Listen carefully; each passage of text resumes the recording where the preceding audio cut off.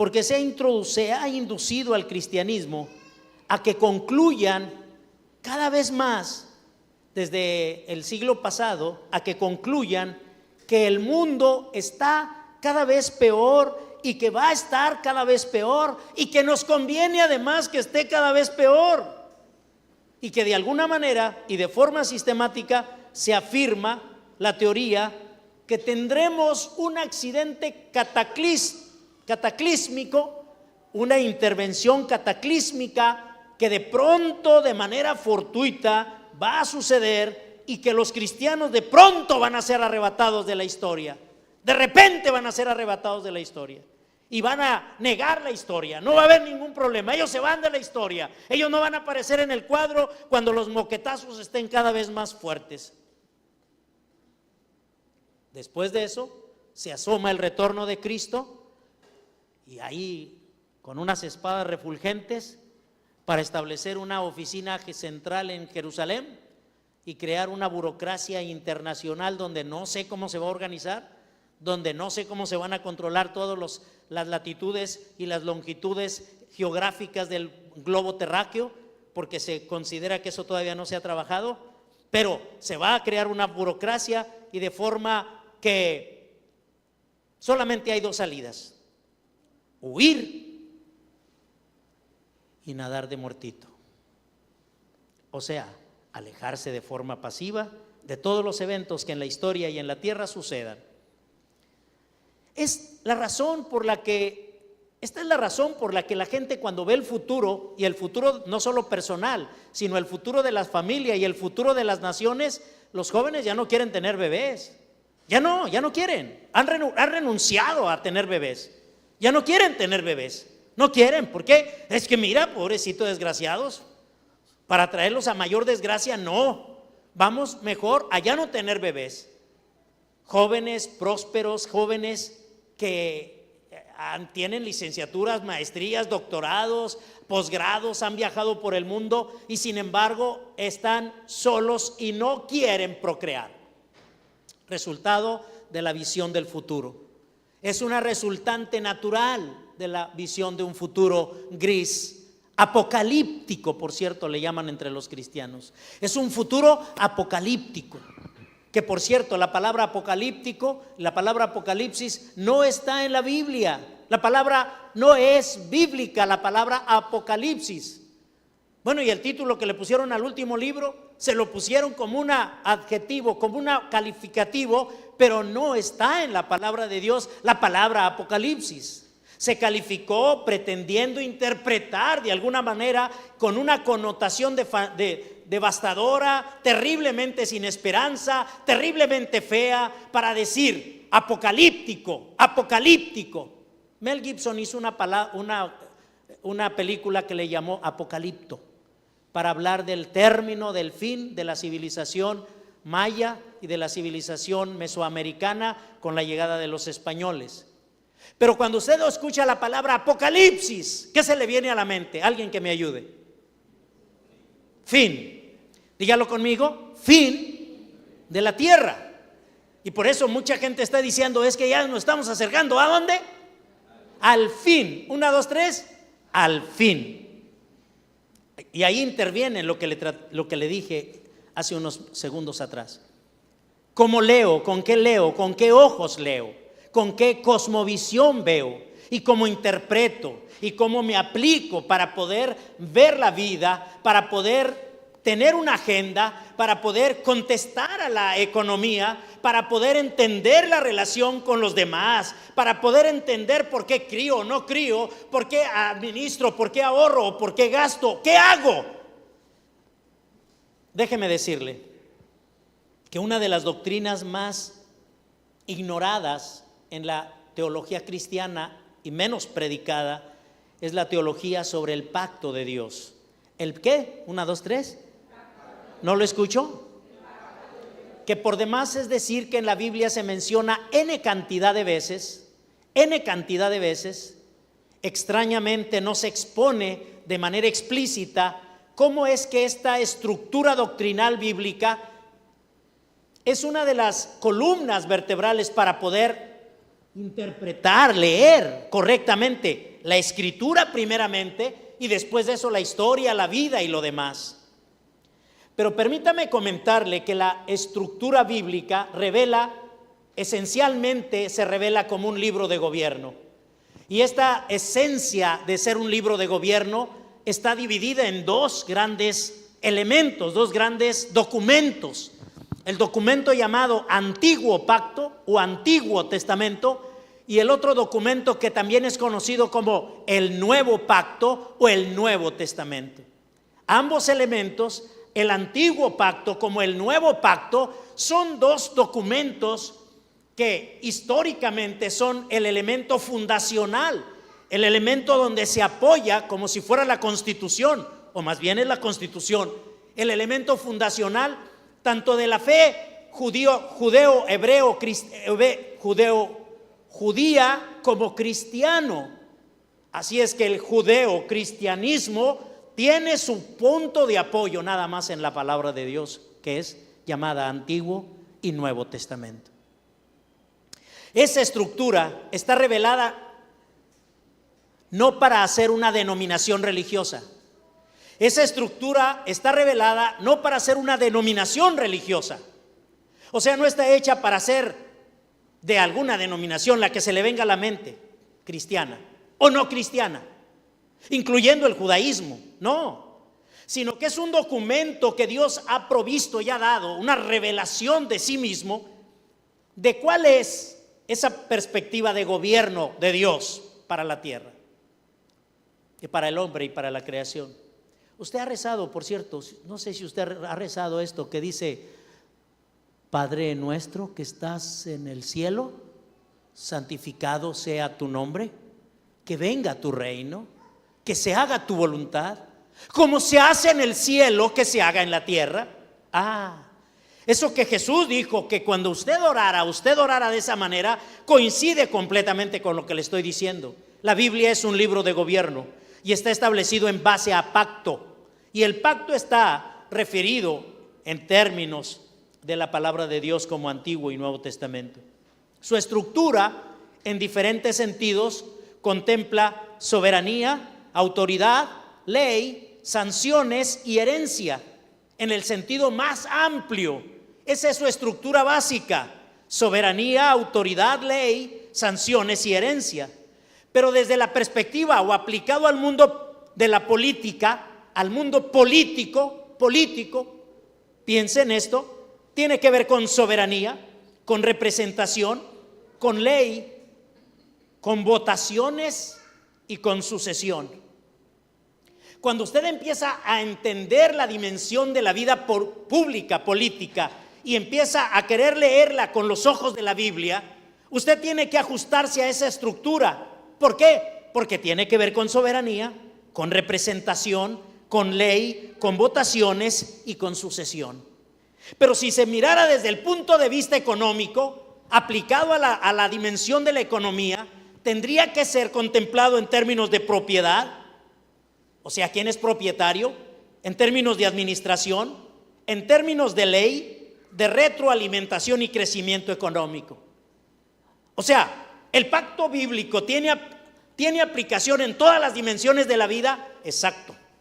Desde el punto de vista teológico, tendríamos que reconocer que tiene estos mismos elementos: Dios, el hombre, la ley, las sanciones y la escatología.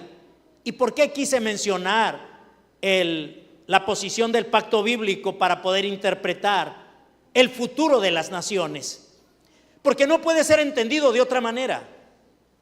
Porque cuando tratamos de entender la historia y nosotros nos apoyamos en un sistema de creencias ajeno a la Biblia, vamos a caer en toda clase de especulaciones y vamos a crear toda clase de mitologías.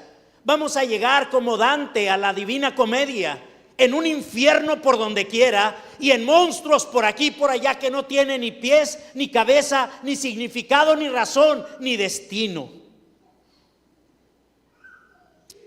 Cada sistema social tiene una teoría que le permite a usted entenderla de manera clara. Cuando nosotros miramos al hombre en rebelión, que es gran cantidad de personas en la tierra, podemos entender también su posición a la luz del pacto de Dios. ¿En términos de qué? Que en lugar de la soberanía de Dios, el hombre establece su autoridad en el hombre. Él le atribuye al hombre la soberanía en lugar de atribuírsela a Dios.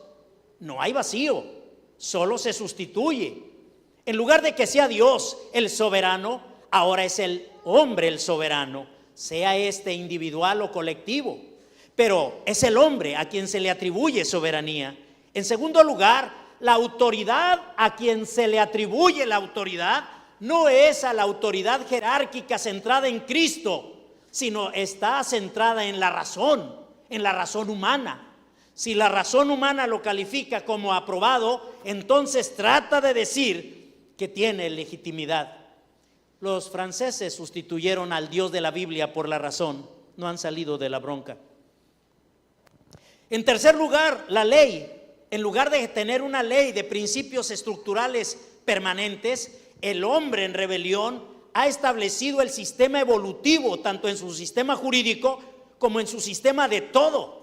Él dice, no, la ley no puede ser establecida en leyes que sean permanentes. Tenemos que sustituir eso.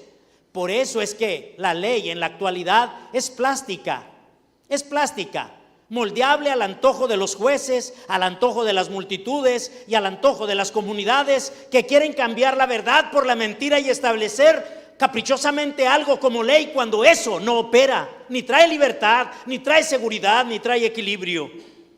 Las sanciones, en términos de el hombre en rebelión, lo encuentran como algo burocrático. O sea, en lugar de que hay sanciones reales, son beneficios y pérdidas por medio de la burocracia. Y en el caso de la herencia, que es el modelo bíblico, está el crecimiento económico del hombre que busca tener el crecimiento económico. Todos los pactos son juramentados. Tanto el pacto con Dios es juramentado, como el pacto en rebelión contra Dios es juramentado. No hay ausencia. Por lo tanto, sea el pacto con Dios o el pacto contra Dios, los dos son juramentados y no hay necesidad de que sea explícito. Puede ser implícito o puede ser explícito. Pero aquí viene un tema interesante, que Dios en su sentido de soberano, y es lo que nos revela los salmos que leíamos, Él hace responsable del pacto que haya abrazado a cada hombre. O sea, Dios hace responsable al hombre en el pacto que juramentó. Hay personas que dicen, mira, Natividad, yo no he juramentado contra Dios. Sí, exacto, hay personas que nunca se han determinado por Cristo.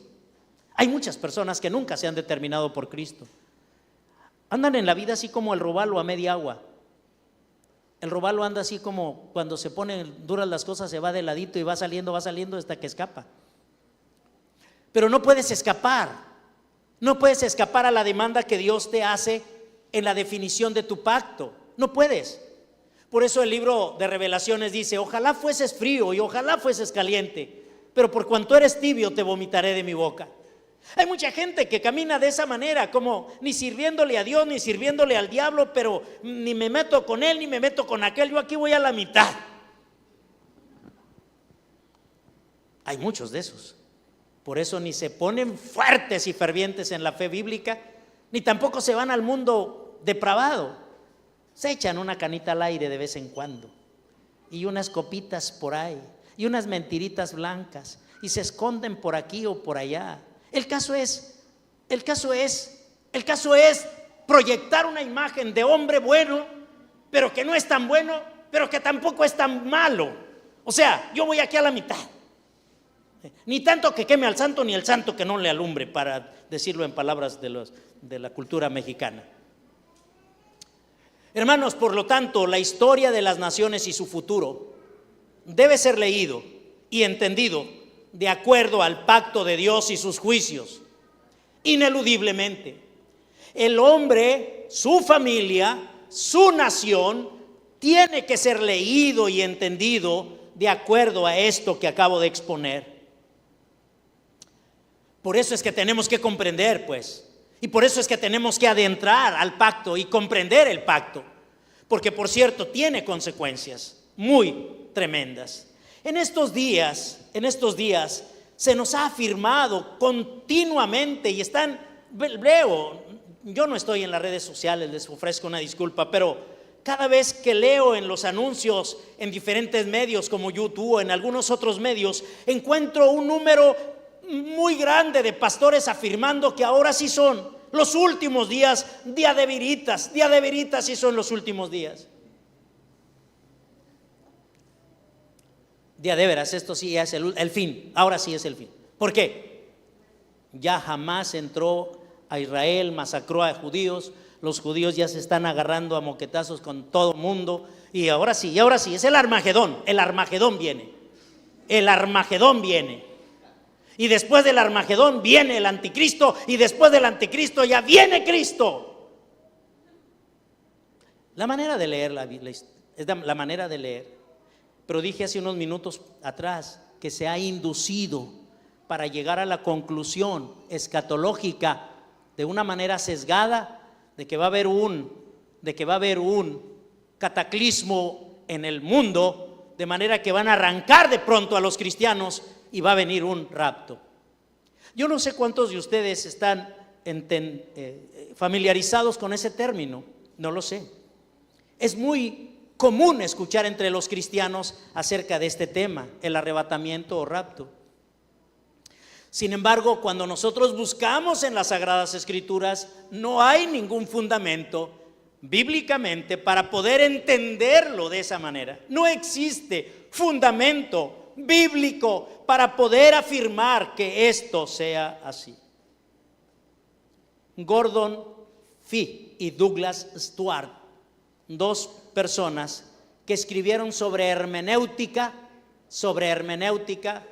Para quien no sabe qué es la hermenéutica, aclaro, la hermenéutica es la disciplina que te enseña a cómo tener una correcta interpretación del texto. Eso es la hermenéutica. Hay hermenéutica jurídica, hay hermenéutica histórica, hay hermenéutica bíblica, hay hermenéutica. La hermenéutica es lo que te enseña a leer el texto, o sea, honrar el texto. Cuando tú lees un texto y no respetas la correcta interpretación del mismo, violentas el texto, llegando a conclusiones equivocadas, llegando a conclusiones erradas y diciendo algo que el texto en sí no dice. Gordon Fee y Douglas Stuart, lo cito, subrayan con razón que el verdadero significado del texto bíblico para nosotros es lo que Dios quiso decir originalmente cuando se pronunció por primera vez. Debemos determinar primero qué significaba un texto en su pueblo antes de poder determinar qué significa y cómo debemos aplicar ese significado a nuestro propio tiempo y cultura. ¿Qué está diciendo Free y Douglas, dos expertos en hermenéutica? Está diciendo, antes de que le busques una aplicación al texto para el tiempo contemporáneo, primeramente entiende qué decía el texto para los destinatarios originales. Antes de que tú puedas decir, es que Mateo 24 dice que es el fin de los tiempos, y tú pretendas hablarlo en el año 2023, primero lee Mateo 24 para ver a quién le estaban diciendo estas palabras y qué significado tenía para ellos. Eso honra más la Biblia, eso honra más el texto, pero aparte de eso, eso te mantiene en la verdad revelada. Esto significa que no violentas el texto. Esto significa que honras el texto. Significa que la palabra de Dios para ti es la verdad que originalmente Dios quiso decir y no lo tergiversas. Pongo aquí algún ejemplo. Mateo 24:3. ¿Alguien me puede ayudar ahí en multimedia? Mateo capítulo 24, versículo 3.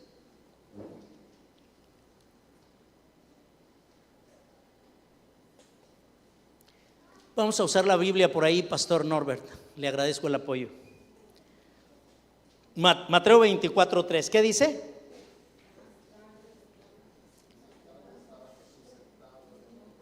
Estaba sentado Jesús en el Monte de los Olivos. ¿Y qué pasó?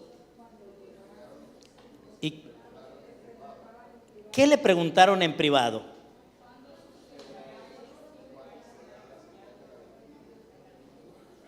Observen ustedes, ¿cuándo será? ¿Cuándo será? ¿Qué? A ver otra vez, ¿qué dice?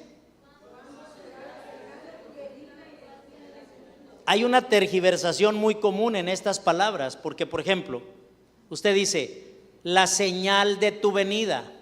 Esa palabra venida la han utilizado indiscriminadamente para referirse a la segunda venida o al retorno de Cristo a la tierra. Toman este texto fuera de contexto para señalar algo que no dice el texto. ¿De qué estaban hablando los discípulos en Mateo 24? ¿De qué estaban hablando los discípulos? ¿Y qué había en la mente de los discípulos? Para poder ubicarnos en el contexto de un señalamiento de dirección de parte de Jesucristo. Número uno, unos momentos atrás habían visto el templo que estaba en su esplendor. Era un templo suntuoso, glorioso, porque Herodes lo habían reconstruido y era un señor templo, un templonón. Este templo era réplica de los templos anteriores del tiempo de Salomón, del tiempo de Nehemías. Ellos estaban ahí. Jesucristo les acababa de decir a los escribas y fariseos que el reino les era quitado, a los escribas, fariseos y a Israel, y que se le iba a dar el reino a otro pueblo. Por esta razón es que a los discípulos, caminando cerca del templo, le dijeron: mira el templo, Jesús.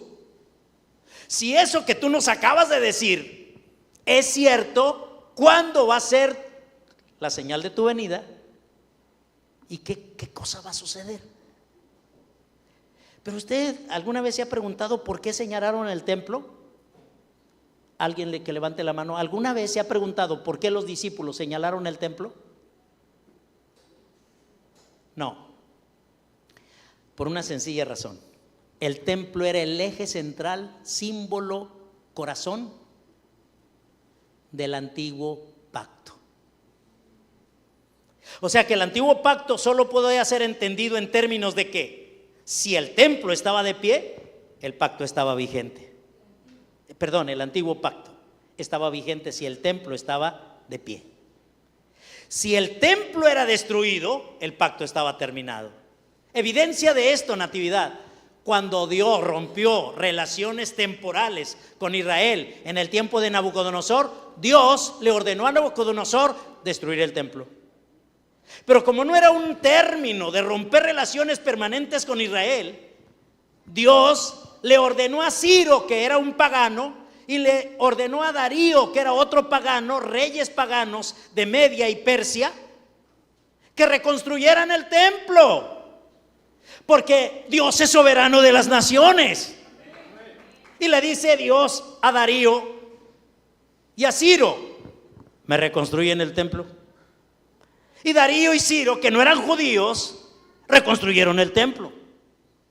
Ahí está en ese tiempo Nehemías, Esdras, en ese tiempo del retorno de la cautividad de Israel, del exilio, y se reconstruye el templo por causa de Nehemías, por el liderazgo de Nehemías, por causa de Ciro, por causa de Darío. No, por causa del pacto, porque estaba vigente el pacto de Dios con Israel. Y entonces lo mantiene el antiguo pacto. Mantienen el antiguo pacto desde ese tiempo, desde el tiempo en que se erigió el tabernáculo con Moisés y luego el templo con Salomón. Se erigió el templo, se sostuvo eso hasta el tiempo de Cristo. Hasta ahí estaba vigente el antiguo pacto. Claro, por eso los discípulos, que eran judíos, que entendían claramente la mentalidad de pacto, ellos preguntaron: ¿cuándo será tu señal de la venida? Pero aquí viene otro elemento y muy, muy importante, que cada vez que usted revisa en una concordancia la palabra venida, cuando Dios habla en su palabra acerca de su venida, de su venida, siempre invariablemente refiere a juicios de Dios sobre la tierra. O sea que no es del retorno, no. Al menos ahí en Mateo, lo que está diciéndole los discípulos es: ¿cuándo vas a juzgar a Israel? Si usted quiere parafrasearlo, diría a la pregunta de los discípulos en nuestros tiempos: Señor, ¿cuándo vas a traer a juicio a Israel y vas a terminar con ellos en juicio destruyendo el templo? Porque Jesús les acababa de decir, mírenlo bien, porque no quedará piedra sobre piedra, sino que todo va a ser destruido. ¿Y el fin del tiempo, Natividad? Exacto, el fin del tiempo del antiguo pacto, pero no del fin del mundo. Porque, por cierto, esa palabra que se traduce en el original en Mateo 24:3, la palabra que se utiliza no es la palabra cosmos, como fin de tiempo de la creación, sino como fin del tiempo de un pacto. O sea, se escribe aión. Entonces no se va a acabar la tierra, Natividad. Dígalo conmigo, 1, 2, 3. Ay Dios.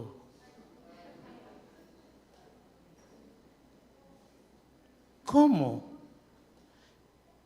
Que la historia solo se divide en antiguo pacto y nuevo pacto. Nada más. Antiguo pacto y nuevo pacto. Y todo el contexto del Nuevo Testamento debe ser leído en términos de los pactos. Antiguo pacto, nuevo pacto. La transición de este antiguo pacto al nuevo pacto, todo lo puedes entender claramente a través de la carta de los Hebreos. Y lea bien, por favor. Porque hay algunos que dicen, es bíblico ser borracho. ¿Por qué? Hay una carta a los hebreos. Hebreos. O sea, que la carta a los hebreos fue escrita intencionalmente para clarificar esta transición del antiguo pacto al nuevo pacto. Léala. Por eso habla del sacerdocio de Aarón al sacerdocio de Cristo. Por eso habla de los sacrificios de Aarón al sacrificio en Cristo. Por eso menciona que todas las cosas del antiguo pacto eran sombra de lo que habrían de venir, pero que Cristo es la sustancia misma de las cosas, la realidad final de Dios. Se pone interesante. Para quienes están tomando nota, anote. Daniel, capítulo 9, versículo 24 al 27, y ya se me fue el tiempo.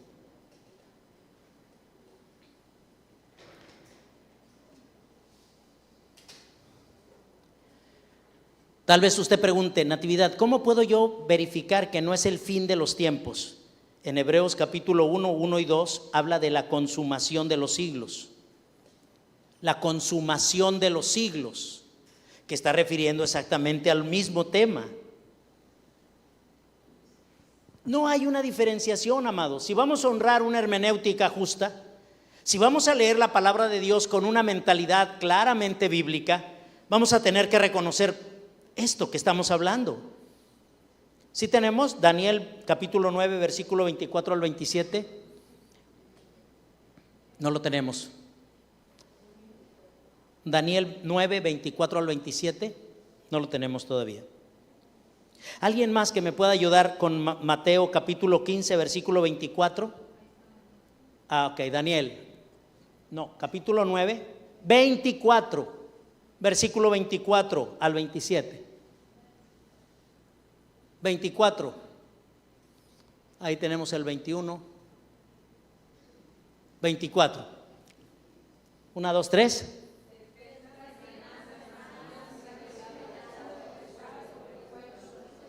Para poner fin a la transgresión, para terminar con el pecado, para expiar la iniquidad, para traer justicia eterna, para sellar la visión y la visión y la profecía, y para ungir al santo de los santos. Siguiente, 26.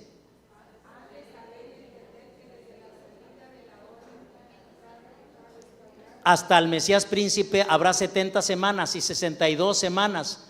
Volverá a ser edificada con plazo y foso, pero en tiempos de angustia. 26. Después de las 62 semanas el Mesías será muerto y no tendrá nada, y el pueblo de un príncipe que destruirá la ciudad y el santuario. Su fin vendrá con inundación hasta el fin. Habrá guerra, las desolaciones determinadas. 26 y el 27, ¿qué dice? Vendrá el desolador hasta que una destrucción completa, lo que está decretado, sea derramado sobre el desolador. Esa es una profecía de Daniel como 700 años antes de que Cristo naciera, y está bien calculado la fecha en la que el Mesías nació. El Mesías príncipe trajo la justicia, estableció la justicia, etcétera, etcétera, y terminó con el tema. Fin, consumación de los siglos, se refiere no al fin de la tierra, sino al fin del antiguo pacto, para establecerlo en un nuevo pacto. Pedro, en el capítulo 1 de versículo 20, Pedro dice acerca de Jesús, dice: apareció en estos últimos tiempos, el fin de los tiempos. Primera de Pedro 1:20. Para Pedro, en Primera de Pedro capítulo 4 versículo 7 dice que todas las cosas del fin están cerca. No está hablando de un fin que está cerca 2000 años después. No, está cerca el fin. Pablo destacó que ha llegado al fin de los tiempos. Primera de Corintios capítulo 10 versículo 11. ¿Qué era lo que estaba llegando a su fin? ¿Por qué se estaba volviendo obsoleto? Simple y llanamente estaba llegando a su fin el antiguo pacto para entrar el nuevo pacto. ¿Por qué era obsoleto? Porque no hay las mismas garantías en el antiguo pacto que en el nuevo pacto. Resultó obsoleto.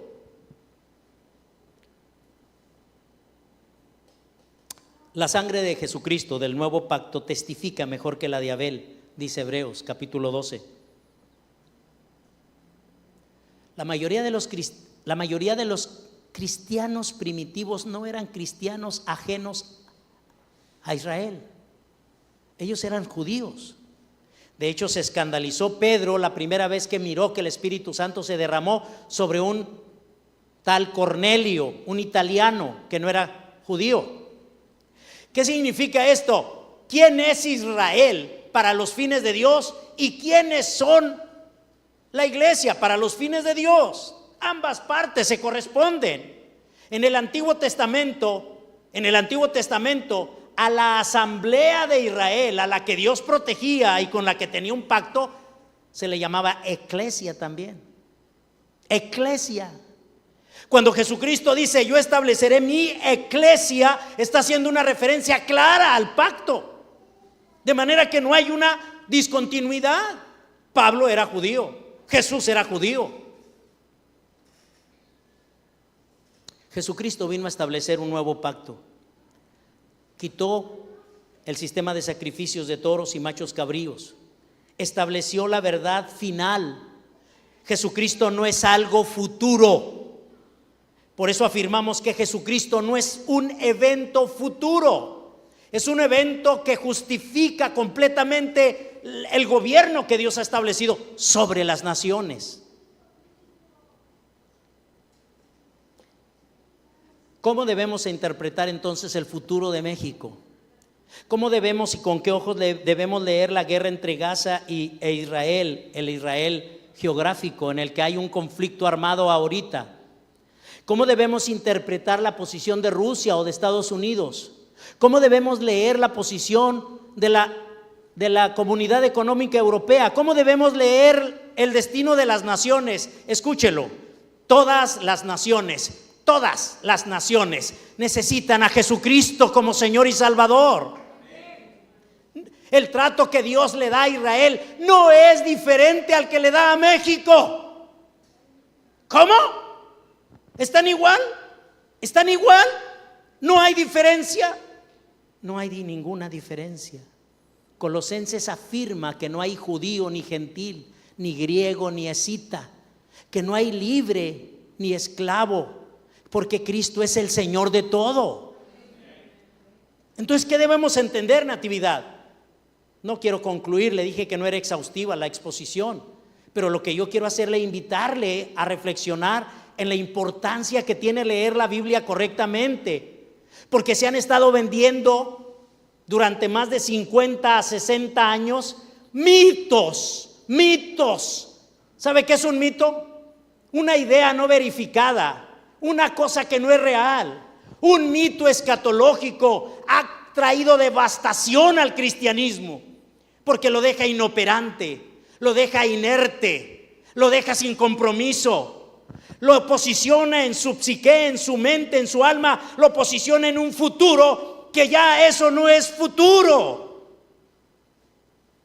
Lo deja inerte, sin responsabilidad en la historia, además de perdedor, y con unas cláusulas terriblemente heréticas. ¿Cuáles son las herejías, Natividad? Dime, ¿qué hay de malo de esperar en un arrebatamiento? Señalo claramente esto: se niega el poder del sacrificio de la sangre de Cristo. Porque si se requieren otra vez machos cabríos y vacas, ¿para qué murió Cristo? Por eso digo que es herético. Pero no solamente eso, afirmo que también hay otra semilla herética brutal, y esto es la negación explícita de la soberanía de la resurrección de Cristo.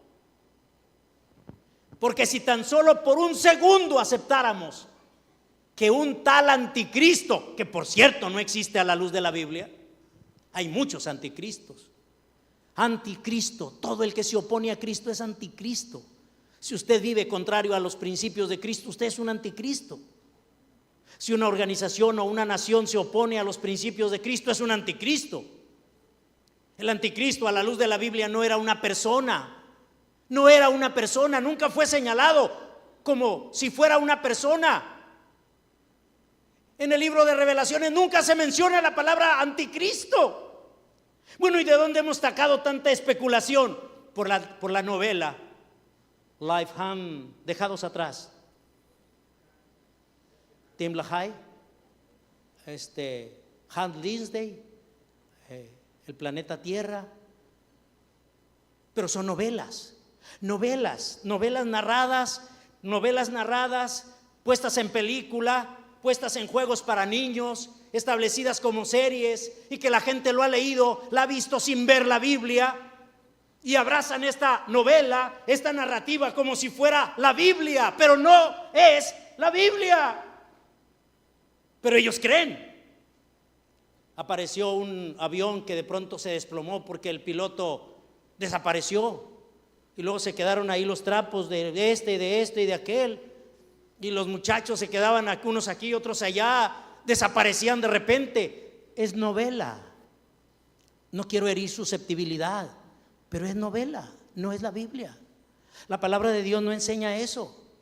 La palabra de Dios enseña que hay un pacto vigente por medio de Jesucristo, donde Cristo fue entronizado a la diestra del Padre como Señor y Dios, como sumo sacerdote, como el Salvador de la tierra, como el Rey de las naciones. Vendrán y te adorarán, se postrarán delante de ti. El libro de Revelaciones dice: todos los reinos de la tierra han venido a ser los reinos de nuestro Dios y de su Cristo. Nunca le dio ápice de oportunidad de pensar al creyente bíblico que Dios fuera derrotado en la historia. Pero ahora se le ha enseñado al cristianismo a que son unos pobres derrotados en la historia, que fracasaron, que no tienen oportunidad.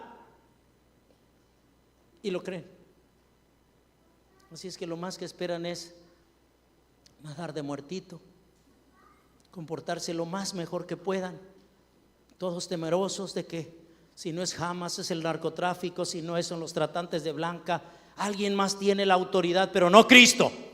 Cristo no está reinando. Aquí reina el diablo reina. Él es el Señor del mundo, la Biblia lo dice, príncipe de este mundo. Ya lo ve, pastor, ¿por qué usted nos dice que eso es falso? Porque es falso. Jesucristo está reinando. Jesucristo es el Señor. de las naciones, de su vida, de la historia. Y Él no le está pidiendo permiso al diablo para hacer algo. Él no está sujeto al hombre para hacer algo. Él no depende de la gente para hacer algo. Jesucristo está gobernando. Jesucristo está gobernando, porque Él está sentado a la diestra de la majestad en las alturas. Entonces, Natividad, ¿qué debo hacer? Renueve su mente. Renueve su mente. Porque lo que usted y yo tenemos que hacer es el trabajo que Dios nos mandó a hacer. El trabajo. Natividad, ¿por qué está pobre México? Porque no trabaja. Quieren los 60 y más. No trabaja. Quieren la beca, quieren el regalo, quieren la prebenda, quieren el dinero fácil.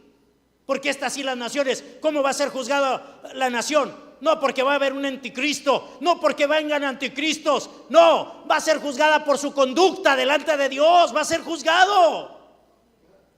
Entonces, si no adoptamos nuestra posición de herederos, nuestra posición responsables para trabajar, echando todo el sudor tremendo por causa de lo que Dios nos ha mandado, el futuro de las naciones está marcado. Póngase de pie. Dígalo conmigo, por favor. Vivimos. ¿No lo escucho? No lo escucho, perdón.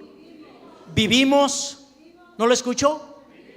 En un mundo creado por Dios. En un mundo que opera bajo leyes fijas. Son las leyes de Dios. No va a cambiarlas Dios. No las va a cambiar. Lo que el hombre siembra, eso va a cosechar. No las va a cambiar. Es que no me cae bien eso. No las va a cambiar. No las va a cambiar. Oye, Natividad, pero es que el mundo entero nos vamos a rebelar contra Dios. 6,000 millones de personas se rebelaron en el tiempo de Noé. Y mire cómo les fue. ¿Cree que a Dios le preocupa? Oh, es que no se llena la iglesia, es que nadie quiere cooperar, es que no quieren ir, es que no quieren orar. ¿Cree que a Dios lo pone así? Ay, estoy preocupado. ¿Qué haré? ¿Quién me ayudará? Y ahora, ¿quién podrá defenderme? ¿Usted cree que está Dios así? ¿Usted cree que Dios es así? Ese no es el Dios de la Biblia. El Dios de la Biblia es el dueño de su vida, es el dueño de México, es el dueño de la tierra, es el soberano del universo. Las balas no le asustan, las bombas atómicas no le asustan, la escasez y toda la manipulación económica y macroeconómica que hacen no le asusta, porque Él creó de la nada la tierra. Él dijo y fue creado. Él trabajó y creó y desarrolló. El mundo está en expansión, el universo está en crecimiento. Los economistas no entienden por qué hay más economía hoy que antes. No lo saben, porque no leen la Biblia. El día en que lean la Biblia van a encontrar al Dios, el Dios. Deuteronomios capítulo 8 versículo 18 dice: cuando hayas construido buenas casas y todo lo que tienes prospere, y todo lo que tienes se multiplique, y tus vacas y tu oro y tu casa se multipliquen, y habites en casas buenas y bonitas, no se te olvide de dónde viene. No vaya a ser que tu corazón se enorgullezca y diga: porque fui a la universidad, porque soy muy hábil para los negocios, por eso prosperé. Porque te vas a caer. Mas acuérdate de Jehová tu Dios, que es el que te da el poder para hacer las riquezas. No es accidental, amigos. Nada es accidental. Nada es accidental. ¿Qué debemos hacer, José Natividad? El consejo bíblico: arrepiéntase, crea en el evangelio, créale a Jesucristo, créale. O sea, mírelo, que no le crea a un pastor, que no le crea a Juan de las Pitas. No vaya y usted: este está más bonito y grita, y este está más guapo, y no le haga caso a eso. Lea la Biblia, lea la Escritura, y luego cuando lea la Escritura, deje que el Espíritu Santo le traiga convicción y que el Espíritu Santo transforme su vida. Pero Natividad, ¿y el futuro? ¿Cómo nos va a ir? Quiero concluir con esto. el patrón bíblico de la historia. Dígalo conmigo. El patrón bíblico en la historia. ¿No lo escuchó? Es este.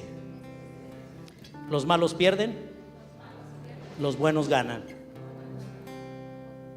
¿De qué lado está usted? Los malos pierden, los buenos ganan. ¿De qué lado está usted? ¿De qué lado? Defínase. No, Natividad, yo soy como el robalo aquí, mira, a media agua. Aquí me voy. Ni me voy tanto para allá, ni me voy aquí a la mitad. Ya está dentro del otro lado. Porque no está definido. Porque no está determinado. ¿Saben quiénes triunfan? Los determinados. Los que dicen lo que cueste. Reví recientemente una película de un hombre que era malo, pero malo como la carne de puerco. Y llegó a una iglesia, y por andar siguiendo a unas faldas a una muchacha, terminó siendo sacerdote. El tipo cambió, y cambió de a de veras. Y cuando cambió de a de veras, ni la muchacha decían, ¿cómo? Cuando Dios obra en el corazón del hombre, de a de veras, el futuro es promisorio, muy promisorio. Que tengan temor los malvados, que tiemblen los demonios y que tiemblen los hombres perversos, que tiemblen porque el juicio está sobre sus cabezas. La espada ya pende sobre ellos. Puede caer de cualquier momento a otro, claro que sí, porque este es el patrón bíblico de la historia. Natividad, pero es que es mucho tiempo que Dios ha utilizado para poner esto en orden. Y si le pueden tomar otros 7,000 años, ¿y qué? ¿Lleva prisa? Ninguna prisa. Dios no lleva prisa por nada. Si Él quiere hoy, si Él quiere mañana, o si Él quiere dentro de 1000 años, pero Él va a cumplir su plan. Esta clase de fe le hace a usted muy descansado. Y trabajar, y ahorrar, e invertir, casarse, tener bebés, procrear hijos, enseñarlos en piedad. Y después de que usted ha construido 2, 3, 4 mil millones de dólares, decirle al hijo, a los hijos, a los descendientes: hey, nunca se les olvide que este es el camino. El patrón bíblico de la historia es: ganan los buenos, pierden los malos. Punto. Ganan los buenos, pierden los malos. Los de mi derecha entren en el gozo, los de mi izquierda apártense de mí, hacedores de maldad. Nunca los conocí. Váyanse por ahí. Levante su mano hacia el cielo y diga: Señor Jesús, mi corazón te pertenece. Quiero hacer tu voluntad y quiero suplicarte que gobiernes en mi vida y en mi familia y en mi historia. Mi futuro, Señor, tú lo has declarado de ser un futuro completamente provisorio, muy prometedor, muy halagador, aunque con retos y dificultades. Pero tu palabra promete, Dios, que tú estarías conmigo todos los días de mi vida y que todo lo que yo empezara iba a prosperar. Todo lo que yo iniciara iba a prosperar. Así es que, Jesucristo, declaro tu reino en esta tierra, declaro tu señorío y declaro que nada está exento de tu soberanía. Extienda su mano hacia alguien, por favor, y ore con él un momento. Bendiga la vida de alguien. Extienda su mano y bendiga la vida de alguien. Ore por alguien.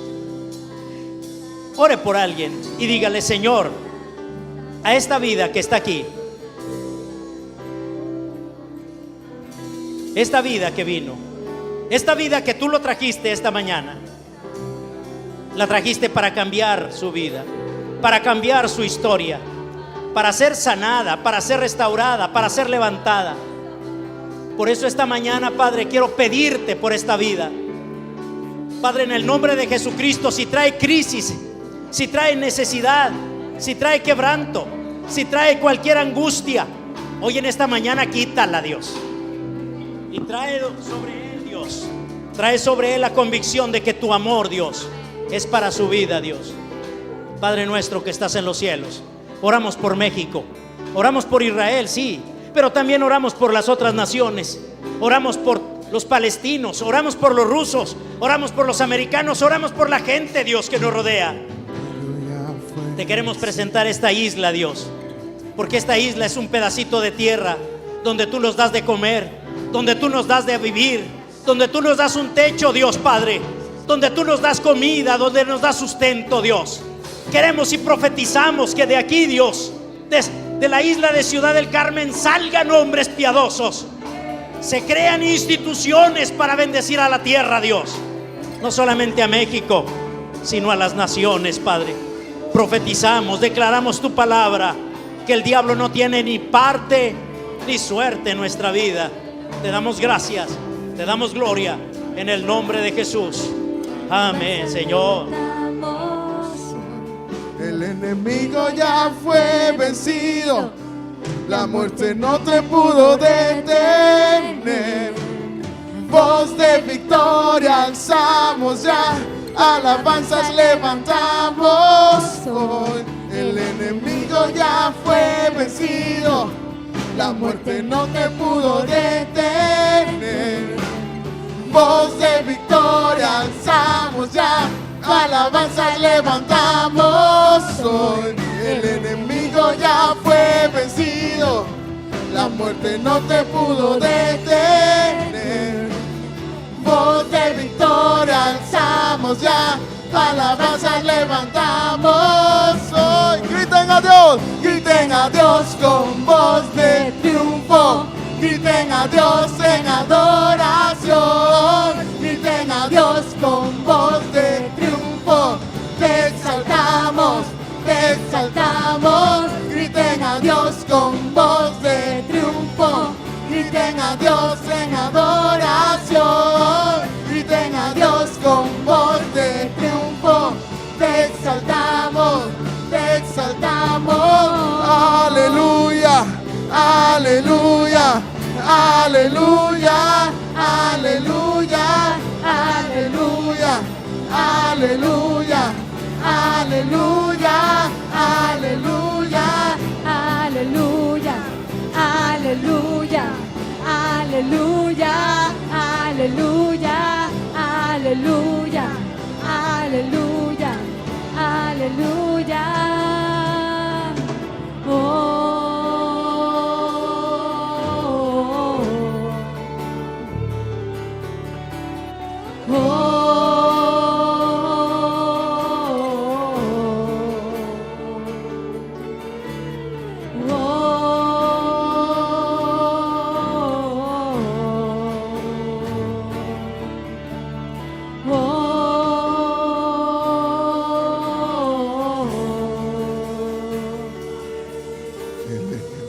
Ya fue vencido, la muerte no te pudo detener. Voz de victoria alzamos ya, alabanzas levantamos hoy. El enemigo ya fue vencido, la muerte no te pudo retener. Voz de victoria alzamos ya, alabanza levantamos hoy. El enemigo ya fue vencido, la muerte no te pudo retener. Voz de victoria alzamos ya, alabanza levantamos hoy. Te vencido, la muerte no te pudo retener. Voz de victoria alzamos hoy, tu alabanza levantamos hoy. Griten a Dios con voz de triunfo, griten a Dios en adoración, griten a Dios con voz de triunfo. Te exaltamos, griten a Dios con voz de triunfo, griten a Dios en adoración, griten a Dios con voz de triunfo. Te exaltamos, te exaltamos.